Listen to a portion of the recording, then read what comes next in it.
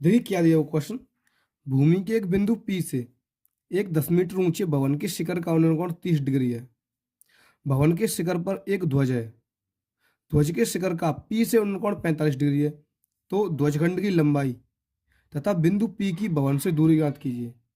ये क्वेश्चन दिया है और इस क्वेश्चन को मैं आपको चित्र के माध्यम से समझाता हूँ, ठीक है।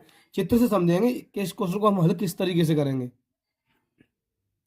तो मैं चित्र बना के आपको दिखाता हूँ, देखिए किस तरीके से चित्र बनाना है, आप भी सीखिए मेरे साथ।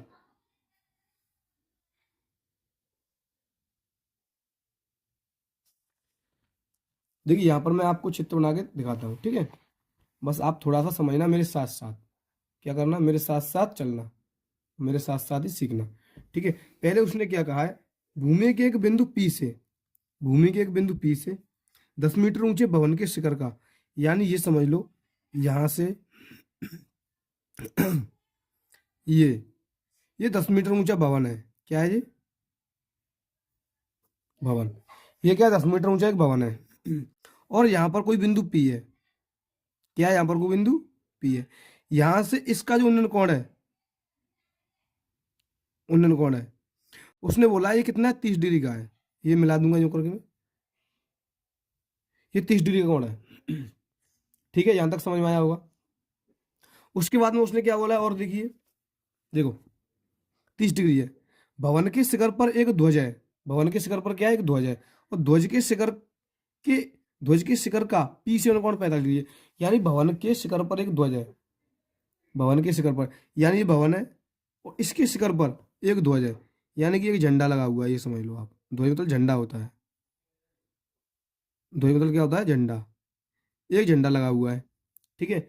इस झंडे का इसी बिंदु से उन्नयन कोण 45 है। इसी से मिलाऊंगा मैं इसे, ठीक है, यूं करके 45 डिग्री है।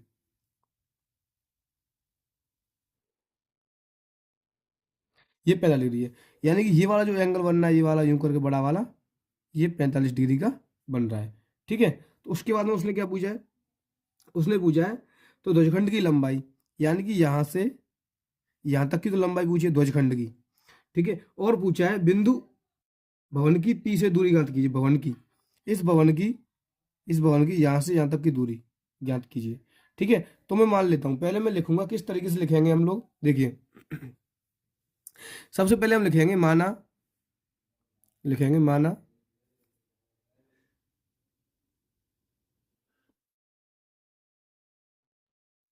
माना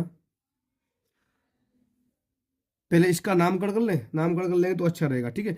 ये P हो गया, इसे आप यहाँ पर Q दे दो, PQ, ये R दे दो, इसे आप S दे दो, ठीक है। तो माना, माना SR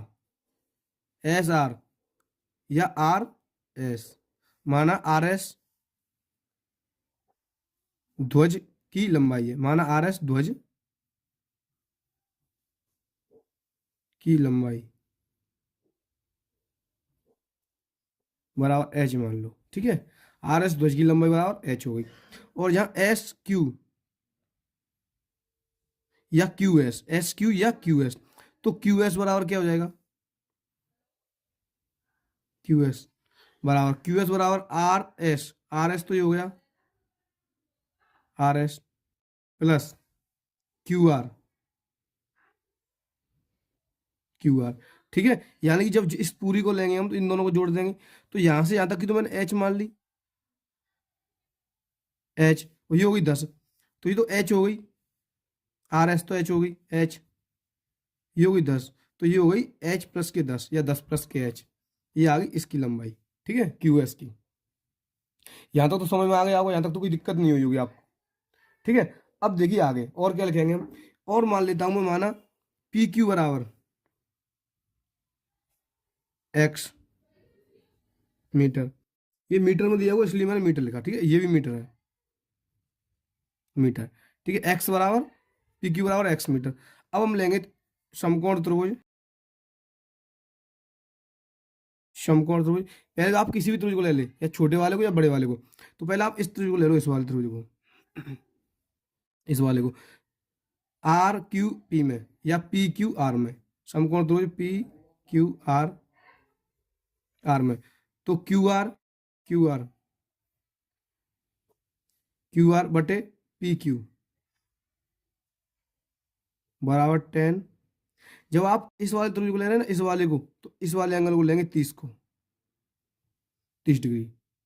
ठीक है, उसके बाद हम क्यू आर कितनी, यहाँ पे ये यहाँ तक कितनी दूर दी है, तो 10, तो 10 बटे क्यू पी क्यू, ये पी क्यू यहाँ से यहाँ तक क्या मानी आपने, एक्स, एक्स, तो यहाँ पर ये होगी एक्स बराबर 10, 30 का मान होता है 1/√3।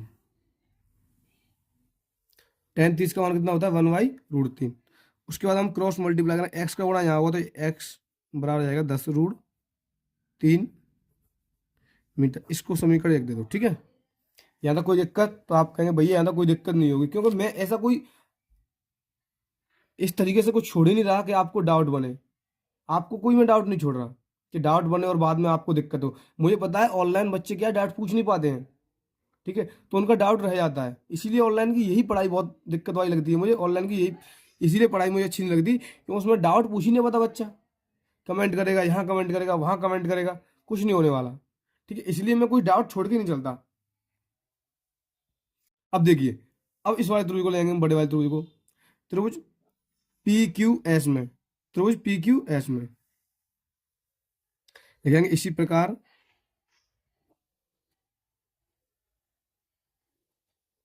त्रिभुज पी क्यू एस में, तो पी क्यू एस में है, पी क्यू एस में, तो Q S, Q S, Q S बटे पी क्यू, क्यू एस बटे पी क्यू, क्यू एस बटे पी क्यू बराबर 10।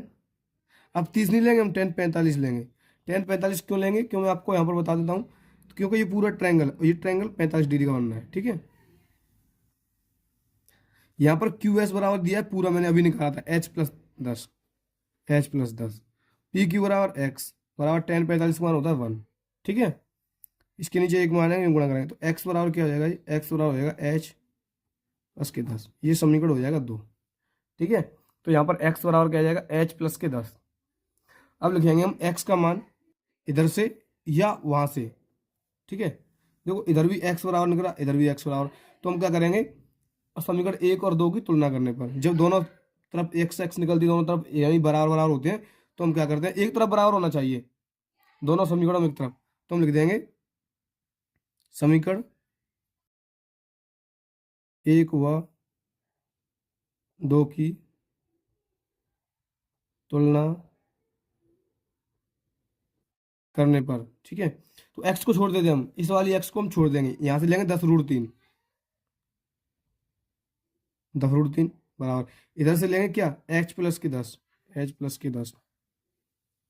ठीक है, इतना हमने ले लिया, इस 10√3 को इधर भेज देंगे, या इस 10 को इधर ले आएंगे, कुछ भी कर लो, इस 10 को इधर ले जाओ या इसको इधर ले जाओ, तो इस 10 को इधर ले जाओ, इस 10 को इधर ले आओ, तो जाएगा 10√3 माइनस की 10 हो जाएगा बराबर, इधर हो जाएगा एच, इधर से हम कॉमन ले लेंगे 10, तो यहाँ हो जाएगा √3 - 1 बराबर एच, तो एच बराबर आ जाएगा √3 - 1, 10√3 - 1, 10 ब्रैकेट में √3 - 1 जाएगा एच बराबर, एच की वैल्यू अपने निकाल ली, ये ध्वजखंड की वो आ गई, ध्वजखंड की ऊंचाई इसकी आई है, एच क्यों, एच में ध्वजखंड तो माना था, यानी ध्वज माना था, तो ये तो आ गई ध्वजखंड की ऊंचाई, ये आ गई ध्वज की ऊंचाई। अब मुझे एक्स का मान भी निकालना है, तो एच का मान यहाँ पर रख दूंगा मैं, पहले समीकरण में, दूसरे समीकरण में मुझे एक्स का मान मिल जाएगा। एच का मान मैं कहीं रख दूं, पहले समीकरण में या दूसरे समीकरण में, तो पहले दूसरे में तो रखा नहीं जाएगा, पहले में रख दो आप, सॉरी दूसरे में रख दो, पहले में रखा नहीं जाएगा। तो एच का मान समीकरण 2 में रखने पर लिखेंगे एच का मान, एच का मान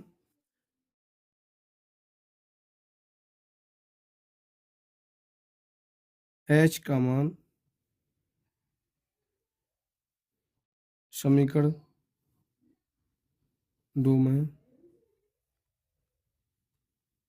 रखने पर, एच का मान समीकरण 2 में रखने पर, समीकरण 2 क्या है, पहले समीकरण 2 एक बार देखें, देखिए, तो समीकरण 2 दिया था ये वाला, एक्स बराबर H+10, एच का मान मैंने ये निकाला था, तो एच की जगह पे, इसकी जगह पे इसे रख दो आप। ठीक है, तो एक्स बराबर एच की जगह पे 10, इसमें 10 का गुणा कर दो, तो 10 का गुणा करेंगे इसमें, तो ये हो जाएगा 10√3 माइनस के 10, वही एच की जगह पे आ गए, और +10, +10। ठीक है, क्या किया मैंने, पहले एच ये पे देखा 10 का गुणा इसमें 10√3 माइनस के 10 और प्लस एच, 10 आ गई, 10 यहाँ। देखो ये प्लस की 10 है, ये माइनस 10 के, ये आपस में कट जाएगी, ठीक है। तो एक्स बराबर क्या आ जाएगा, 10√3 मीटर, ठीक है। ये एक्स का मान आ जाएगा। एक्स का मान समझ रहे हो आप, एक्स का मान मतलब क्या आएगा, ये आएगी पी से भवन की दूरी, ये आ जाएगी पी, बिंदु पी से